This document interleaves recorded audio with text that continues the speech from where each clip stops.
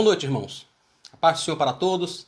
É bom poder estar mais uma vez aqui com os irmãos para nós meditarmos na palavra do Senhor, sermos edificados por sua palavra. Que o Senhor tenha misericórdia de nós, se compadeça de nós e nos ajude a crescermos no conhecimento da sua vontade. Vamos ler a palavra do Senhor? Livro de Atos dos Apóstolos, capítulo 13. Nós vamos ler a partir do versículo 1, irmãos. Atos, capítulo 13. Nós vamos ler a partir do versículo 1, nós vamos até o versículo 12. Atos 13, do 1 ao 12. Diz assim o texto. Havia na igreja de Antioquia profetas e mestres. Barnabé, Simeão, chamado Níger, Lúcio de Cirene, Manaém, que tinha sido criado com Herodes o tetrarca, e Saulo. Enquanto eles estavam adorando o Senhor e jejuando, o Espírito Santo disse: Separem-me agora Barnabé e Saulo para a obra que os tenho chamado. Então, jejuando e orando e impondo as mãos sobre eles, os despediram. Barnabé e Saulo, enviados pelo Espírito Santo, foram até Seleucia e dali navegaram para Chipre. Quando chegaram a Salamina, começaram a anunciar a palavra de Deus nas sinagogas judaicas. Tinham também João como auxiliar. Havendo atravessado toda a ilha de Pafos, encontraram certo judeu de nome Bar-Jesus, que praticava magia e era falso profeta. Ele estava com o procônsul Sérgio Paulo, que era um homem inteligente. O procônsul, tendo chamado Barnabé e Saulo, desejava ouvir a palavra de Deus. Porém, o mago Elimas, e é assim que se traduz o nome dele, se opunha a eles, procurando afastar da fé o procônsul. Mas Saulo, também chamado Paulo, cheio do Espírito Santo, olhando firmemente para Elimas, disse: Ó filho do diabo, cheio de todo engano e de toda maldade, inimigo de toda a justiça, por que você não deixa de perverter os retos caminhos do Senhor? Eis que agora a mão do Senhor está contra você, e você ficará cego, não vendo o sol por algum tempo. No mesmo instante caiu sobre ele névoa e escuridão. E andando em círculos, procurava quem o guiasse pela mão.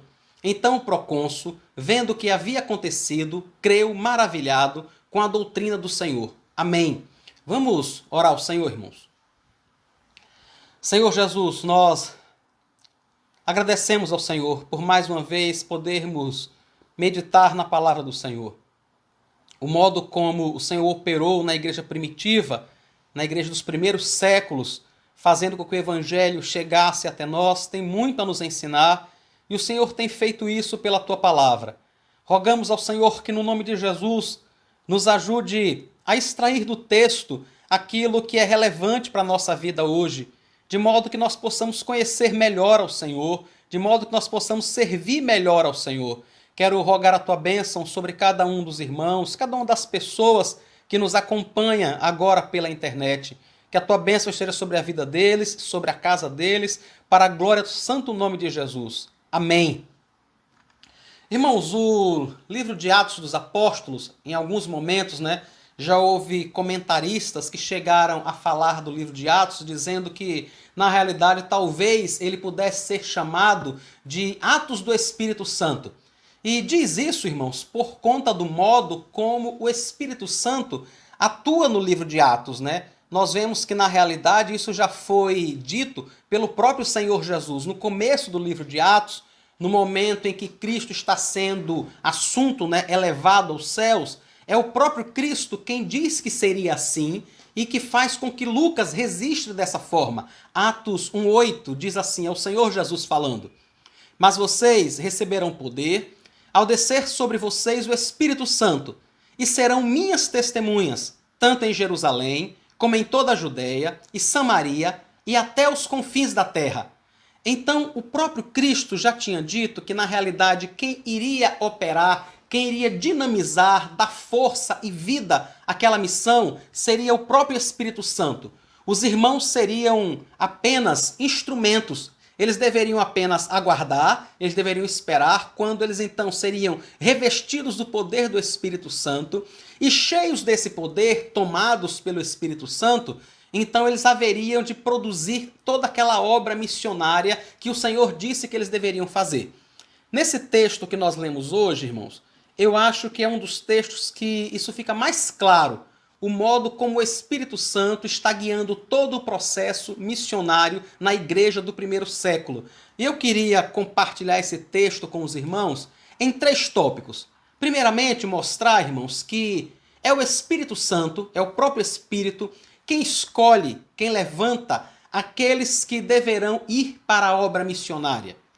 Em segundo lugar, nós vamos falar sobre o modo como o Espírito Santo não apenas levanta, mas é ele mesmo quem também envia essas pessoas.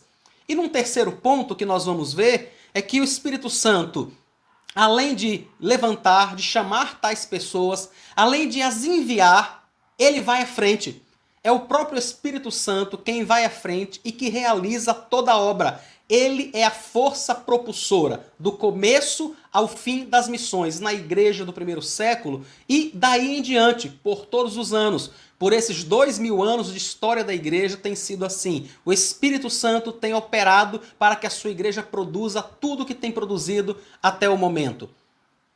Então nós vamos ver logo no começo o modo como isso acontece. Eles estão, irmãos, na igreja de Antioquia, que é aonde Barnabé tinha sido enviado. Os irmãos lembram que na semana passada nós vimos o modo como os irmãos foram chamados de cristãos em Antioquia pela primeira vez.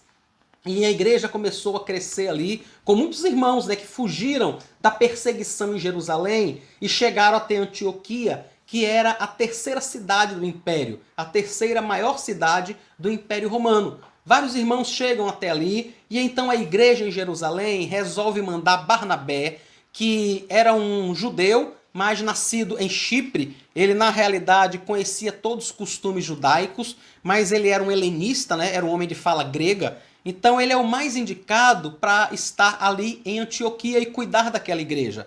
Então, agora Lucas relata para a gente como é que essa igreja estava no momento em que vai começar a primeira viagem missionária oficial da igreja. O texto diz que havia na igreja de Antioquia, irmãos, profetas e mestres. A gente, quando vê esse nome logo no começo, né, profetas e mestres, a gente fica se perguntando como é que era a profecia nessa época. Esse não é o momento ideal para nós discutirmos isso, mas apenas esclarecer para os irmãos que, naquele momento, o Senhor ainda se utilizava de pessoas para transmitirem a sua palavra, de modo que isso trazia um esclarecimento especial para a igreja daquele momento. Isso acaba quando o cano é fechado, quando toda a Bíblia está composta, quando ela é fechada com a revelação especial de Deus para nós, esse tipo de coisa não acontece mais. Algo interessante também que nós precisamos notar é que a tradução original, irmãos, permite 2 entendimentos. Permite entender que na igreja havia profetas e mestres, sendo 2 ofícios, e também que poderiam ser profetas mestres, ou seja, pessoas que eram mestres, que ensinavam a palavra e que ensinavam com autoridade tal que a igreja reconhecia que essa autoridade vinha de Deus e que por isso a palavra que eles estavam dando realmente era uma profecia, era uma palavra diretiva de Deus para o momento daquela igreja. Então, os irmãos que fugiram da perseguição em Jerusalém, eles são reunidos em Antioquia pelo Espírito Santo. É o próprio Espírito Santo, irmãos, que conduz todo esse processo. Os irmãos não chegaram ali de forma aleatória, chegaram ali conduzidos pelo Espírito Santo. Então o Espírito reúne ali, segundo diz aqui o texto de Lucas, Barnabé, Simeão, chamado Níger, né? Níger significa negro, né? Se refere à cor da pele. Lúcio de Cirene, Manaém, que tinha sido criado com Herodes. Lucas está tentando dar alguma informação sobre aqueles irmãos. Manaém, por exemplo, é alguém que tinha sido um irmão, realmente criado como um irmão de Herodes, né, o Grande. E ele ainda informa, irmãos, que esse Herodes, no caso o tetrarca, né, era aquele homem que estava lá na época de Jesus. Foi aquele que recebeu e que zombou de Cristo. E esse Manaém agora está servindo a Cristo junto com os irmãos ali na igreja de Antioquia. Estava ali também Saulo. Enquanto esses irmãos estão orando, estão adorando ao Senhor, diz o texto, irmãos, que o Espírito Santo fala com eles. O Espírito do Senhor diz que eles deveriam separar duas pessoas. O Espírito chama essas pessoas pelo nome. Está aí no versículo 2, né? Separem-me agora, Barnabé e Saulo, para a obra que os tenho chamado. O Espírito Santo, através dessa palavra profética, diz que essas duas pessoas deveriam ser separadas para uma obra que ele mesmo tinha escolhido. Vejam que é interessante que é o Espírito Santo quem havia separado as pessoas e já havia preparado a obra. Se os irmãos lembrarem, quando o apóstolo Paulo é chamado à fé em Atos, no capítulo 9, nós vemos que o homem que vai à casa dele, o Ananias recebe a mensagem de Deus e Deus diz assim: Ananias, Saulo, aquele homem que está lá, é um homem escolhido para mim. Ele vai levar o meu nome aos gentios e eu vou mostrar a ele o quanto importa que ele sofra pelo meu nome. Então, no momento da conversão de Saulo, o Senhor já tinha uma obra separada para ele especificamente. E agora, nesse momento aqui, alguns anos depois, aqui já tinha se passado alguns anos, irmãos, da conversão de Saulo, nesse momento o Senhor torna isso efetivo. Ele diz à igreja: separem Barnabé, separem Saulo, eles vão me servir numa obra para a qual eu os chamei. Preciso notar também que quando o Espírito fala com eles, irmãos, eles estão em adoração, eles estão em jejum, eles estão cultuando ao Senhor. O jejum era uma prática muito comum no judaísmo e que a igreja cristã absorveu também como sendo algo que a igreja poderia fazer. Os irmãos fazem isso, no geral, em momentos específicos na igreja primitiva, né? Atos capítulo 14 fala um pouco pra gente sobre isso. Que eles estavam, 14, 23, diz assim pra gente, irmãos: e promovendo-lhes em cada igreja a eleição de presbíteros, depois de orar com jejuns, os encomendaram ao Senhor em quem haviam crido. Então, era comum que eles jejuassem em ocasião especial. Talvez essa igreja estivesse ali em Antioquia, irmãos, jejuando, orando, buscando direção de Deus sobre o que fazer. Quais os próximos passos aquela igreja deveria dar e que seria essa a vontade de Deus? E eles estão ali se colocando diante do Senhor para saber isso. É nesse momento, então, que o Espírito Santo diz: olha, separem Barnabé, separem Saulo, eu chamei eles para uma obra. Algo também que é preciso nós notarmos, é relevante para a gente, é que a igreja entende isso. Irmãos, é sempre assim que acontece quando alguém é chamado para um cargo oficial na igreja do Senhor. Veja, o Espírito Santo chama, mas é a igreja que reconhece isso, e como diz aí no versículo 3, a igreja impõe as mãos sobre eles e os despedem. Ou seja, a igreja está reconhecendo que realmente eles foram chamados para aquela obra. É o que acontece hoje, irmãos. Pelo menos é o que deveria acontecer. Uma pessoa que hoje é chamada para o ministério pastoral, que é chamada para o campo missionário, essa pessoa precisa ter o reconhecimento da igreja quanto a isso. O nosso irmão MacGyver, quando procurou a igreja e nos disse que sentia a direção de Deus de preparar-se para servir como pastor na Igreja Presbiteriana do Brasil, ele passou um tempo sendo acompanhado pelo conselho da igreja, passou um tempo sendo observado pela igreja, de modo que nós pudéssemos perceber nele esse chamado. Depois de transcorrido este tempo, então é que a igreja e o conselho encaminharam, né, o irmão MacGyver para o presbitério, onde ele foi aprovado para ir ao campo, para ir ao seminário, para poder se preparar para o ministério pastoral. Então, irmãos, há o chamado do Espírito Santo. É o Espírito Santo quem chama. Mas o Espírito Santo, quando faz isso, ele também fala ao coração da igreja. Ele toca no coração da igreja para que a igreja reconheça isso. É o que acontece aqui. Um segundo ponto, então, que nós percebemos, irmãos, é que esses irmãos que foram chamados pelo Espírito Santo, eles também são enviados pelo próprio Espírito Santo.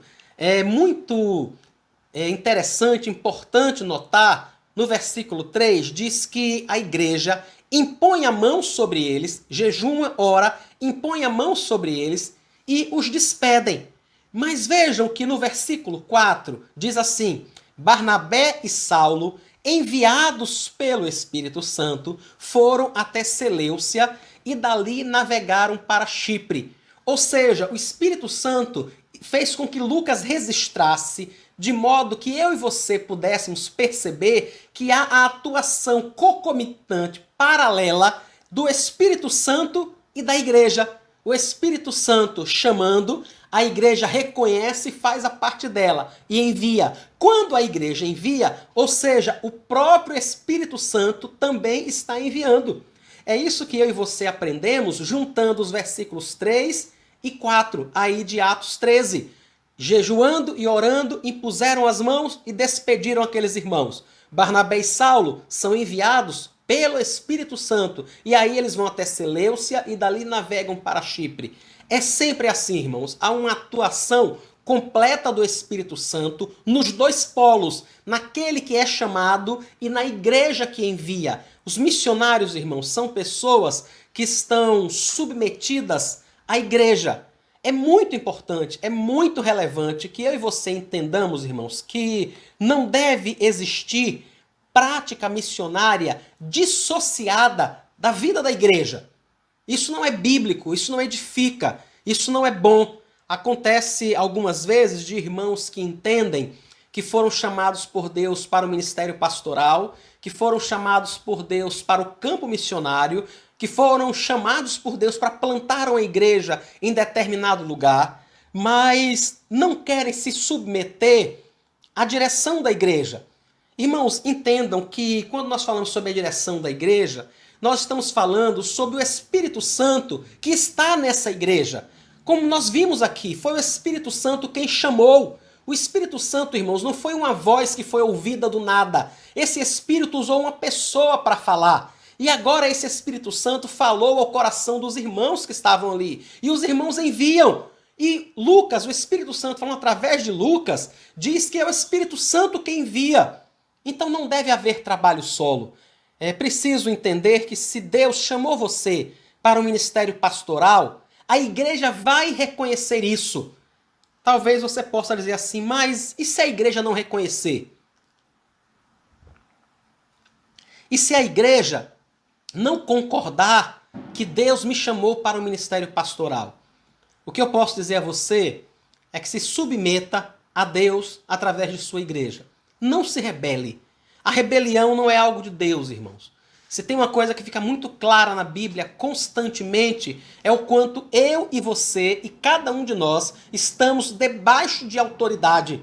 O primeiro sinal de autoridade que nós vemos já aparece nos 10 mandamentos. O 5º mandamento fala da autoridade dos nossos pais sobre as nossas vidas, que nós devemos honrá-los. E por consequência, por via de consequência, fala sobre a autoridade que vai se estabelecer daí em diante. O apóstolo Paulo, escrevendo aos Romanos, no capítulo 13, ele fala sobre isso também, o modo como todo mundo está sob autoridade, e essa autoridade foi estabelecida por Deus.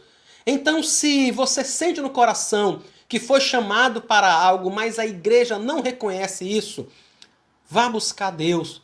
Ore ao Senhor, se coloque diante de Deus. Irmãos, Deus é poderoso. O apóstolo Paulo, escrevendo aos Filipenses, ele disse que é Deus quem opera o querer e o realizar. Você acha que se Deus, que teve poder para falar o seu coração, para fazer com que você tenha interesse de deixar o seu trabalho, de deixar os seus pais, de deixar o seu estado, de deixar o seu país e ir para uma outra cultura, pregar o evangelho, o Senhor que convenceu você a fazer isso, ele não vai convencer o seu pastor, não vai convencer o seu conselho, a sua igreja.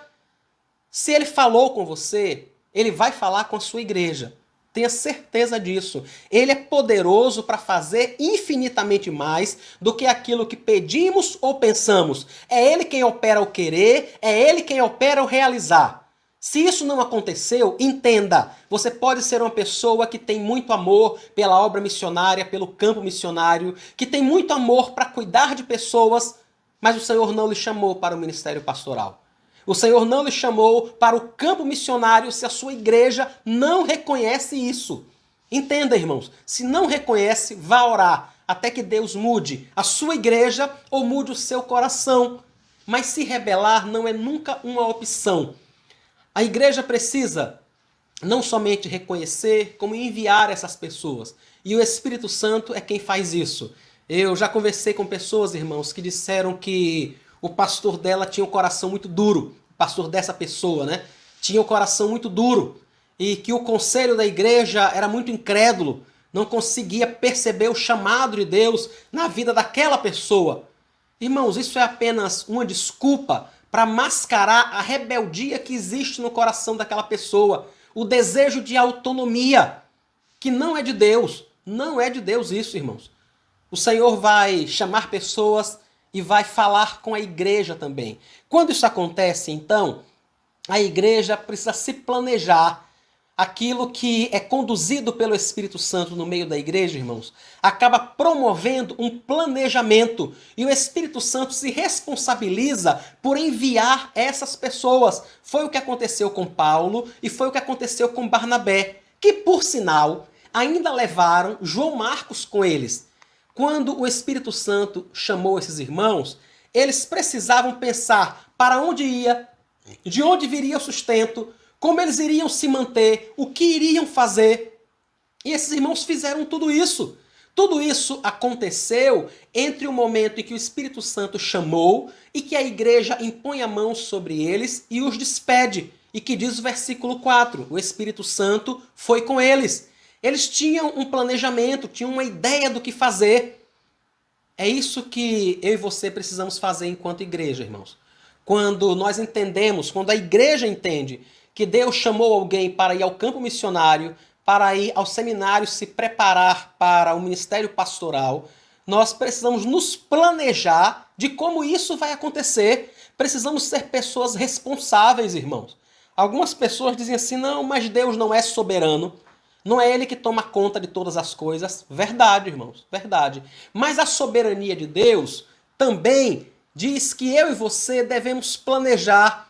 Os planos pertencem aos homens. É verdade que Deus tem toda a autonomia, todo o poder, sabedoria, autoridade e direito de mudar os nossos planos conforme o querer dele, conforme a vontade dele. Porque na realidade o mundo é dele. Tudo pertence a ele, irmãos. Tudo. Eu, você, o nosso coração, o nosso dinheiro, a nossa vida, a saúde, o próprio universo é tudo dele. Então ele tem total direito de mexer nos nossos planos como ele bem quiser. Mas ele, na sua soberania e poder, determinou que eu e você deveríamos fazer planos. O que nós precisamos é estar conscientes da soberania de Deus sobre esses planos, mas precisamos realizá-los. Quando Tiago escreve a sua epístola, capítulo 4, versículos 13 a 15, Tiago diz assim: escutem agora vocês que dizem, hoje ou amanhã iremos para a cidade tal, e lá passaremos um ano e faremos negócios e teremos lucros. Vocês não sabem o que acontecerá amanhã. O que é a vida de vocês? Vocês não passam de neblina que aparece por um instante e logo se dissipa. Em vez disso, deveriam dizer, se Deus quiser, não só viveremos, como também faremos isto ou aquilo. O que é que Tiago está fazendo, irmãos? Está indo de encontro ao planejamento? Não. Tiago está indo de encontro a soberba daquele que não entende que Deus pode mudar os planos. Tiago está indo contra o orgulho e a prepotência de pessoas que ficam irritadas, chateadas, perdem a paz, pecam e fazem os outros pecarem, porque os planos não saíram exatamente como ele planejou. É contra isso que Tiago está se opondo. Não é contra o fazer planos, irmãos. porque eu e você precisamos fazer. Quando o Espírito Santo envia pessoas, ele envia através da igreja. Ele faz isso através de um planejamento lógico que cada um de nós, como igreja, como pessoas, como candidatos, como irmãos chamados para servir dessa forma, precisamos fazer. Um terceiro ponto que eu quero discutir com os irmãos, só para relembrar, no primeiro ponto nós vimos que é o Espírito Santo quem prepara as pessoas e quem chama. Foi o Espírito Santo quem reuniu em Antioquia todos aqueles homens, inclusive Barnabé e Saulo. Foi o Espírito Santo quem chamou essas pessoas quando a igreja orava e jejuava ao Senhor. Foi o Espírito Santo quem enviou esses irmãos quando esta igreja planeja como fazer isso. E agora, nesse terceiro ponto, nós vamos ver o modo como o Espírito Santo vai à frente deles. Irmãos, o Espírito Santo não é como acontece. Ele não faz como acontece no mundo moderno, né? Onde os estrategistas militares, os generais, o pessoal da alta cúpula fica sentada em um gabinete, em um escritório, pensando e movendo peças e maquetes sobre o que está acontecendo no fronte da batalha. E com eles não vai acontecer nada. Um erro de estratégia que ele cometa ali vai tirar várias e várias vidas lá no campo de batalha, mas para ele nada disso vai acontecer, porque ele está no gabinete dele, na segurança do gabinete dele. O Espírito Santo não faz isso. Ele prepara pessoas, ele chama pessoas, ele envia pessoas e ele vai com essas pessoas.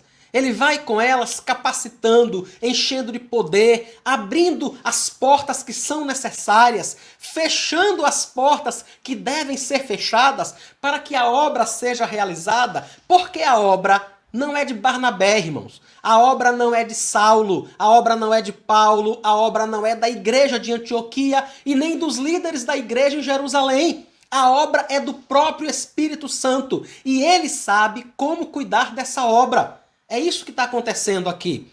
Capítulo 13, aí de Atos, no versículo 5, conta que eles dois, né, Barnabé e Saulo, e que são auxiliados por João Marcos, eles chegam a Salamina, está aí no versículo 5, e começam a anunciar a palavra de Deus nas sinagogas. Assim que chegam, eles já começam a pregar. Não havia necessidade de adaptação cultural, como acontece conosco hoje, né? Quando nós saímos, por exemplo, quando um brasileiro vai abrir uma igreja, vai uma frente missionária em um outro país, ele precisa de um tempo de adaptação para conhecer a cultura, a língua, os costumes. Isso não acontecia com essas pessoas. Barnabé era um helênico, Paulo também, ele conhecia, ele foi criado, né? Em tudo isso, ele conhecia com naturalidade o costume daqueles locais. Eles estavam em casa. Por sinal, quando eles viajam para Chipre, era a terra natal de Barnabé. Então não tinham dificuldade quanto a nenhum tipo de adaptação cultural. Eles chegam e começam a pregar o evangelho. Imediatamente, irmãos, assim que eles começam a pregar o evangelho, diz aí no versículo 6 que havia um homem chamado Bar Jesus, que praticava magia e era um falso profeta. Essas pessoas, irmãos, existiam muito em todo lugar do primeiro século e hoje também. Hoje também, o número de falsos profetas que existem hoje são imensos. Imensos, irmãos. Falsos profetas que vendem camisas ensanguentadas, feijões que curam a Covid, sacos de sal que vão trazer prosperidade. Eles só não esclarecem que a prosperidade só é trazida para eles que recebem o dinheiro, né? Que eles tomam das pessoas. Mas eles dão a impressão que são as pessoas que vão se tornar prósperas. Então, falsos profetas sempre existiram e sempre se opuseram ao verdadeiro evangelho, como acontece com esse homem aqui. Havia esse homem chamado Bar Jesus que estava atrapalhando a pregação do evangelho. Talvez, irmãos, lembrando do que aconteceu aqui na ilha de Pafos, aconteceu com Paulo e Barnabé, talvez pensando nisso, é que Paulo tenha escrito nos versículos 29 a 31 de Atos, capítulo 20, quando ele escreve para os anciãos, para os presbíteros da igreja de Éfeso. Ele está se despedindo daqueles irmãos e ele diz assim: eu sei que depois da minha partida aparecerão no meio de vocês lobos vorazes que não pouparão o rebanho e que até mesmo entre vocês se levantarão homens falando coisas pervertidas para arrastar os discípulos atrás de si. Portanto, vigiem, lembrando que durante 3 anos, noite e dia, não cessei de admoestar com lágrimas cada um de vocês. Talvez quando o apóstolo Paulo escreva, aqui alguns anos depois, né, quando ele escreve aos anciãos ali da cidade de Éfeso, talvez ele tivesse Bar Jesus, né, ou Elimas, como nós vamos ver um pouco mais adiante, na sua mente, talvez estivesse lembrando dele. E do modo como ele se opôs à palavra de Deus e como ele tentou colocar resistência ao evangelho. Esse Bar Jesus, ele era trabalhador, era um funcionário, alguém que acompanhava a maior autoridade ali da ilha, que era um procônsul chamado Sérgio Paulo. O Sérgio Paulo andava sempre com o Bar Jesus. Ele era, na realidade, um funcionário do Sérgio Paulo. E quando o Sérgio Paulo, que diz aí o versículo 7, né? Atos 13, versículo 7. Quando diz versículo 7 que o Sérgio Paulo era um homem inteligente, ele procurou ouvir o que é que Barnabé e Saulo estavam dizendo. Ele tem interesse em ouvir a palavra de Deus, diz o versículo 7. Mas o que é que Bar Jesus, ou Elimas, como diz aí o versículo 8, né? O Elimas, na realidade, é o nome helênico dele, é o nome grego dele, né? O que é que o Elimas faz, então? Ele procura se opor, diz o versículo 8, porém o mago Elimas se opunha a eles, procurando afastar da fé o procônsul. Irmãos, falsos profetas sempre vão fazer isso. Sempre vão prejudicar a fé. Sempre. Eu sei que algumas vezes, algumas pessoas ficam um pouco melindradas quando eu cito as inúmeras seitas que existem no nosso estado, no país e no mundo, que são, na realidade, seitas geridas por falsos profetas, por homens cujo coração está cheio de engano, de roubo, de malícia, homens que aparecem na televisão, que compram canais de televisão e que, para alguns, estão pregando o evangelho. Esses homens fazem mal, irmãos. Esses homens afastam da fé pessoas. Esses homens prejudicam a mensagem do evangelho. Eu e você não podemos deixar de dizer a verdade. Nossa intenção não é dizer mentiras. Nós não devemos dizer, irmãos, aquilo que não é verdade. Mas aquilo que nós vemos que é verdade, aquilo que eles mesmos fazem na televisão, essas campanhas terríveis, enganadoras que nós vemos na televisão, nas revistas, isso precisa ser denunciado. Precisa. Nós não podemos nos calar achando que, não, mas eles vão se ofender. Que se ofendam, irmãos. É preciso que seja assim. É preciso que eles entendam que eles estão prejudicando a pregação da palavra. É o que Elimas estava fazendo. O versículo 9 diz então que Saulo... deixa eu abrir só um parênteses para explicar isso aos irmãos. Um pouco acima, irmãos, nós vemos que o nome de Elimas é Bar Jesus. Bar Jesus é o nome aramaico dele. Como Saulo também, o nome aramaico de Saulo é Saulo. Mas agora eles estão em uma outra cultura. Então eles adotam um outro nome para que a comunicação fique melhor. Então no mundo helênico, no mundo grego, o Bar Jesus adota o nome de Elimas e Saulo de Paulo. Pode até ser que Paulo já fosse um nome de Saulo. Era comum que naquela época os cidadãos romanos, como era o caso de Saulo, tivessem mais de um nome. Como acontece conosco, brasileiros, né? Eu sou Edward Lima da Silva. Pode ser que Saulo tivesse Paulo também no nome dele. E que ele dá preferência por usar o Paulo agora que ele está numa cultura grega. Ou se não tivesse, que ele adotou. Isso é muito comum acontecer. Vários irmãos que vieram da Coreia, por exemplo, né, e que se estabeleceram no Brasil, o nome deles tem uma pronúncia difícil para nós brasileiros. Então, muitos desses irmãos adotaram nomes brasileiros para si. É isso que está acontecendo aqui. Por isso, em algum momento, nós vemos o Elimas ser chamado de Bar Jesus, ou Paulo ser chamado de Saulo. A partir daqui, constantemente agora, nós não vamos ver mais o nome de Saulo ser usado. A partir daqui agora sempre vai ser usado Paulo, né? Nós vamos ver Lucas, que escreveu Atos, sempre chamando ele de Paulo.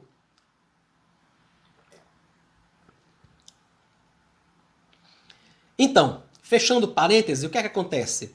O Elimas, esse falso profeta, ele tenta afastar o procônsul Sérgio Paulo da palavra de Deus. E aí, Paulo, o apóstolo, cheio do Espírito Santo, é o que diz o versículo 9, cheio do Espírito Santo, olha firmemente para Elimas e o desafia, irmãos. Na realidade, o repreende. Veja o versículo 10. O que é que Paulo diz a ele? Ó filho do diabo, cheio de todo engano, de toda maldade, inimigo de toda justiça, por que você não deixa de perverter os retos caminhos do Senhor? Irmãos, a palavra de Paulo é muito dura. Para os nossos ouvidos do século XXI, do politicamente correto, é muito dura. Imagine hoje a gente olhando para alguém, a gente olhando para donos de seitas, criadores de igreja que pipocam em cada esquina por aí, esses donos de templos, né? Imagine nós olhando para uma pessoa dessa e dizendo, filho do diabo, cheio de todo engano, de toda maldade, inimigo de toda justiça. É isso que eles são. É isso que essas pessoas são, irmãos. Não são outra coisa. Era isso que ele mais era. Era esse o comportamento dele. Era um filho do diabo, cheio de engano e cheio de maldade. E por que é que o Paulo diz isso? Por causa do comportamento dele. Ele está, na realidade, tentando perverter os retos caminhos do Senhor. É o que diz o versículo 10. Irmãos, não sou eu que estou dizendo. É a palavra do Senhor. É Paulo dizendo a ele, olha, você está pervertendo os retos caminhos do Senhor. Irmãos, há uma diferença entre alguém que comete um erro com relação à fé por desconhecimento. Comete um erro porque é novo na fé, mas ainda está aprendendo. Não é o que acontecia com Elimas. Não é o que acontece com essas pessoas que andam criando igreja em cada esquina para arrecadar dinheiro. Essas pessoas têm um coração cheio de maldade. O que elas querem é enganar. O que ele mais queria era enganar. Por isso é que Paulo deixa claro para ele, você é um filho do diabo. É isso que acontece, que acontece com você. É esse o seu comportamento. E Paulo, irmãos, vai mais à frente. Diz que ele vai ficar cego. Que ele vai perder a visão. Está aí no versículo 11, né? Eis que agora a mão do Senhor está contra você, e você ficará cego, não vendo o sol por algum tempo. No mesmo instante caiu sobre ele névoa e escuridão, e andando em círculos, procurava quem o guiasse pela mão. Irmãos, eu não estou incentivando você, por favor, entenda isso, não estou incentivando você a sair por aí ofendendo ninguém, desacatando ninguém. Não estou dizendo isso.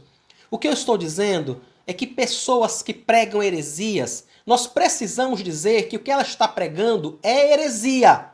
Nós não podemos passar a mão sobre a cabeça, é isso que eu estou dizendo. Nós não podemos ouvir alguém chegar numa reunião de oração, digamos que isso acontecesse na nossa igreja, alguém chegar numa reunião de oração, falar uma heresia sobre a ceia do Senhor e ficar todo mundo parado, um assim olhando para o outro, sabe, sorrindo, ninguém diz nada, com medo de que alguém se ofenda. Não tem como isso acontecer, irmãos. Quando a heresia é pronunciada, em especial no meio da igreja, ela precisa ser confrontada no meio da igreja. Não dá para esperar uma pessoa dizer uma heresia sobre a ceia do Senhor no meio da reunião de oração, que está lá 30 pessoas, 25 pessoas, e aí depois você vai sentar com aquela pessoa para dizer, olha, não é bem assim como você pensa. O que é que você vai fazer então com as outras 25 ou 30? Você precisa, é claro, com educação, com gentileza, com modos, deixar claro para aquela pessoa e para todos os presentes que aquilo é uma heresia, que aquilo é incompatível com a fé cristã, que isso não está certo, que isto não é bíblico. Nós precisamos, irmãos, pregar a verdade. E, inevitavelmente, em algum momento, a verdade vai acabar confrontando a mentira, a heresia. Vai acabar acontecendo. Mas é preciso deixar claro que eu e você não estamos, antes de qualquer coisa, lutando contra pessoas. Nós não fazemos, irmãos, das pessoas nossos inimigos. Nós estamos atacando as heresias que essas pessoas pregam. Estamos atacando o erro que elas pregam. Nós não temos a intenção de ofender tais pessoas, mas de denunciar aquilo que é errado. E da mesma forma que alguém se sente à vontade para pregar algo que está distorcendo, ou como diz aqui o apóstolo Paulo em Atos 13:10, como aquela pessoa se sente à vontade para dizer algo que está pervertendo os retos caminhos do Senhor, eu e você precisamos nos sentir à vontade para dizer que isso está errado. Precisamos fazer isso. Precisamos lembrar também, como disse o apóstolo Paulo aos Efésios, capítulo 6, versículo 12. Ele diz assim: a nossa luta não é contra a carne e contra o sangue, mas contra os principados e potestades, contra os dominadores deste mundo tenebroso, contra as forças espirituais do mal nas regiões celestiais. É contra o diabo que nós estamos lutando. E não fazemos isso, irmãos, na nossa força. Porque eu e você não temos força em nós mesmos para confrontarmos o diabo. O diabo é um ser espiritual. O diabo é um ser que existe há milhares e milhares e milhares de anos. Ele é uma criatura de uma outra classe. Eu e você somos criaturas materiais. Nós temos um corpo físico. O diabo faz parte de uma criação imaterial, de uma criação diferente, extremamente mais poderoso do que eu e você. Nós não temos condições de confrontar o diabo, mas o Espírito Santo, que chamou Paulo, que chamou Barnabé, que fez com que a igreja reconhecesse isso, que enviou esses irmãos, que foi à frente deles. O Espírito Santo é quem apresenta essa resistência ao príncipe das trevas, irmãos. É o Espírito Santo que habita em mim e em você, que habita em todo filho de Deus, que apresenta resistência ao espírito do diabo que habita em ele mais, que enche o coração de todo aquele que é um pregador de heresias, que é um falso profeta. Não somos nós, mas é o Espírito Santo quem faz isso.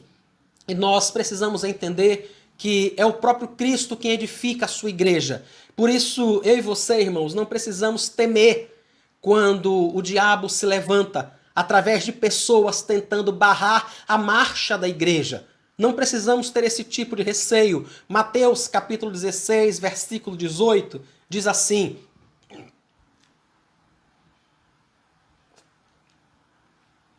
também eu lhe digo que você é Pedro, e sobre esta pedra edificarei a minha igreja, e as portas do inferno não prevalecerão contra ela. Irmãos, é o Senhor quem vai edificar a sua igreja, que tem edificado a sua igreja no decorrer dos anos. Foi o Senhor quem fundou uma igreja em Jerusalém, depois em Samaria, em Antioquia, e agora está fundando uma igreja em Chipre. É o Senhor quem está fazendo isso. Foi o Senhor quem fundou uma igreja no Brasil. Foi o Senhor quem plantou a igreja presbiteriana Jardim das Oliveiras, ali na Coroa do Meio. Foi o Senhor quem fez isso, irmãos. Porque é Ele quem edifica a sua igreja. É Ele quem luta, é Ele quem vai à nossa frente. Nós precisamos nos levantarmos no poder do Espírito Santo e seguirmos, pregarmos, fazer tudo que está ao nosso alcance. E quando, irmãos, todo o nosso esforço não der certo, nós não precisamos ficar desesperados, porque se fosse a vontade de Deus que desse certo como nós planejamos, aconteceria, porque nada pode deter a mão do Senhor. O planejamento do Senhor é infalível. Operando ele, diz ele em Isaías, né? Operando eu, quem impedirá? Não há quem possa impedir o agir do Senhor.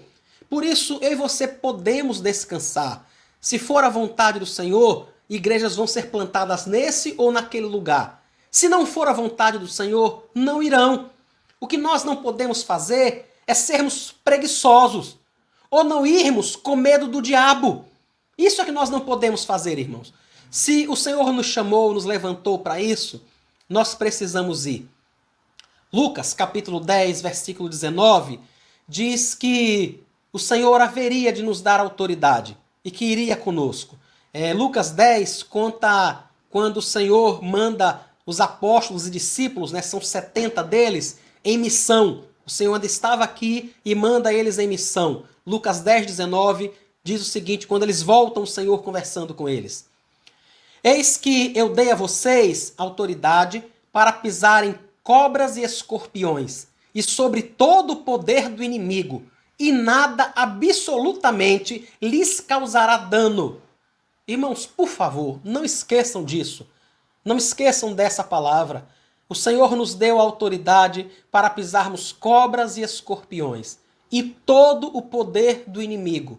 E nada absolutamente poderá nos causar qualquer tipo de dano. Isso nos garante, irmãos, que a obra do Senhor será feita. Você pode dizer assim, mas pastor, e as pessoas que foram mortas pregando o evangelho, que foram mortas no campo de batalha da plantação da igreja? O texto não diz que não vai causar danos. É verdade, irmãos. Não vai causar danos que o Senhor não queira. Na realidade, quando essa pessoa morre envenenada, decapitada, comida por canibais, como já aconteceu com diversos irmãos em Cristo, esses irmãos passaram por esse momento doloroso para estar com o Senhor. Era essa a vontade do Senhor. Esse era o modo do Senhor dizer a eles, olha, a jornada de vocês terminou.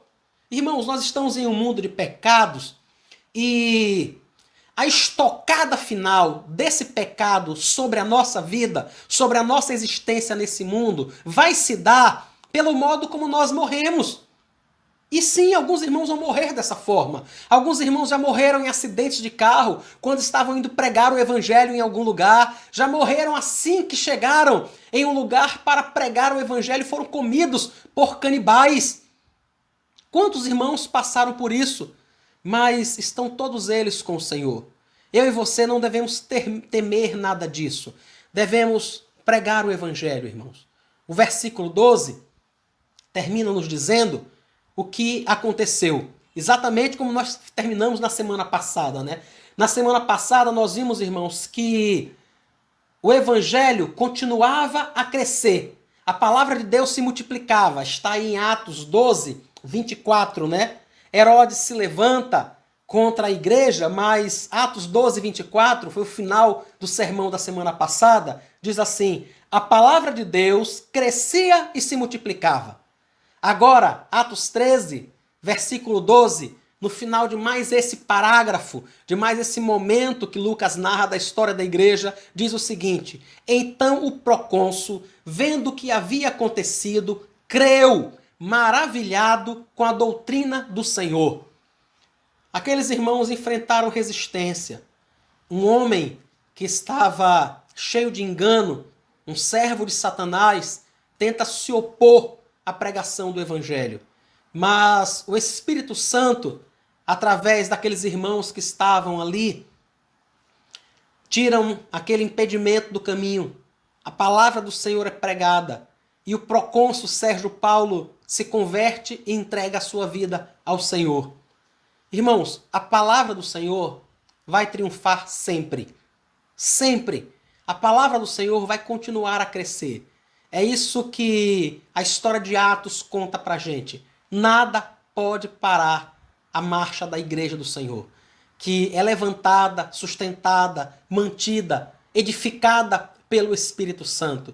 Então não tenha, irmãos, o menor receio de pregar o evangelho para quem quer que seja. Não tenha receio de pregar para seu filho, para seu pai, para sua mãe, para seu amigo, para seu colega de trabalho, para quem quer que seja. Não tenha receio de pregar o evangelho. É o Senhor quem converte, é o Senhor quem muda os corações e fará isso no momento que Ele quiser e da forma que Ele quiser. Quanto a nós, só nos cabe ouvir o chamado do Espírito Santo para fazermos isso, para pregarmos o seu evangelho. O que cabe a mim e a você é, ouvindo esse chamado, nos levantarmos e nos colocarmos a caminho para fazer a obra para a qual o Senhor nos chamou e deixar que Ele vai cuidar do restante. Que o Senhor te abençoe, que o Senhor guarde sua vida. Oro para que Deus possa motivar você a pregar o evangelho, para que ouvindo histórias como essa, você possa se sentir motivado a não cuidar apenas das coisas materiais desse mundo, a não correr apenas atrás de coisas materiais, mas de investir na eternidade, de pregar o evangelho do Senhor Jesus, de pregar com autoridade. Espero que textos como esse mostrem a você que você não precisa temer a investida do diabo, porque ele já está derrotado, porque maior é o que está em nós, muito maior é Deus. O diabo é apenas uma criatura, irmãos. Ele é muito mais poderoso do que eu e você, com toda certeza. Ele é um espírito, mas ele é uma criatura, apenas uma criatura. E o dono da igreja é Deus, simplesmente Deus. Aquele que não tem começo e nem fim. Aquele que é de eternidade a eternidade. Descanse o coração nele, adore ao Senhor, se volte para Ele dia após dia e deixe que Ele lhe use para o crescimento da sua obra. Vamos orar ao Senhor? Senhor Jesus, nós agradecemos ao Senhor pela Tua palavra. Agradecemos ao Senhor pelo modo maravilhoso como a Tua igreja cresceu, Pai querido, como a Tua palavra se multiplicou ali na igreja primitiva. E não apenas na igreja primitiva, Senhor, mas como a Tua palavra tem se multiplicado e crescido em todos os cantos do planeta. Glória ao Teu santo nome por isso.